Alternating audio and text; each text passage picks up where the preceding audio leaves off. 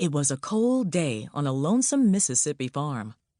4-year-old Oprah Winfrey sat on the back porch, churning up some butter for the family table, and watching as her grandmother poked at clothes floating in an old black pot. Wooden clothespins decorated Grandma Hattie Mae Lee's apron. As she lifted the heavy, wet laundry out of the water and hung each piece on the line, Hattie told her granddaughter, "Pay attention now. You're going to have to learn to do this someday." Oprah didn't answer, but a voice inside her head said plainly, "No, Grandma, I won't." There was no reason for Oprah Winfrey to think that she wouldn't have to earn her living taking in laundry like her grandmother, or cleaning houses like her mother, who lived up north. Born on January 29, 1954, Oprah was the great-great-granddaughter of slaves. And in Mississippi, where she was growing up, segregation still shaped and bent the lives of African Americans. Her family life was unsettled as well. Oprah lived with her grandparents, Hattie and Ernest Lee. Hattie was loving but strict.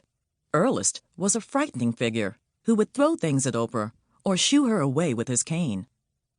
Oprah's parents weren't married. They barely knew each other. As an adult, Oprah said that her birth was the result of a one-day fling under an oak tree. Her father, Vernon Winfrey, a 20-year-old soldier stationed at Fort Rucker, Alabama, didn't even know he had a baby until he received a newspaper clipping announcing the birth. Her mother, Bernita, 18, attached a curt note that said, "Send clothes." Life didn't start out easy for Oprah, an illegitimate child born poor and black, and harder times were to come. Yet even as a child, she never saw her future as limited in any way. Oprah has said, as she looks back to those early days, listening to her elders talk about the hardships they endured, "I never believed that would be my life. I believed I belonged to someone or something bigger than myself, my family, even Mississippi. I believed I was God's child. Therefore, I could do anything." Not many people can say they have a name that no one else does, but it's a fair bet that Baby Winfrey was the first Oprah. Her great-aunt Ida was given the honor of naming her. A church-going woman, Aunt Ida decided that she would name the baby after the biblical Orpah from the Old Testament's book of Ruth. But folks misheard the name and started calling the infant Oprah. It stuck.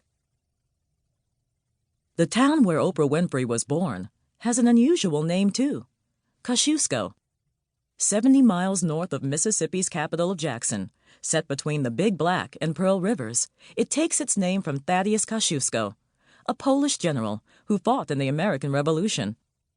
Kosciusko was so passionately opposed to the soul-killing practice of slavery that had taken hold in the fledgling country.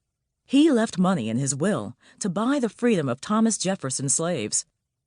There is an irony in the fact that the town named for him was in the deepest South, where life for black people was difficult at best and tragic at worst, both before and after the Civil War. Oprah lived outside of Kosciusko in a rickety old farmhouse so basic there was no indoor plumbing. To get there from town, visitors had to come up a dusty, unpaved road, and once they arrived, there wasn't much to see. It was just a small farm with a few animals and never-ending chores. Even a little girl like Oprah had to help. So she fed the hogs and took the cows out to pasture. The water she drew from the well was used for drinking and washing. There was plenty to eat, all of it grown on the farm. But money was in short supply, so there were few modern conveniences. No telephone, no television. "I never had a store-bought dress," Oprah remembered later. And it was lonely. The nearest neighbor was an elderly blind man.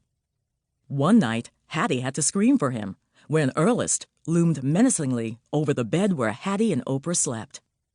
As for children, none lived nearby. So Oprah talked to the animals, the cattle, chickens, and hogs, and told them stories.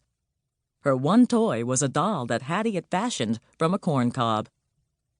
As an adult, Oprah didn't remember that her mother had lived with her on the farm at all.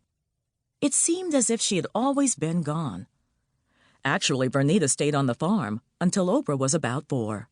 But after the local cotton mills shut down, there was no longer any way for her to earn a living. "I wanted to leave Mississippi so I could get a job and take care of her," Vernita remembered later.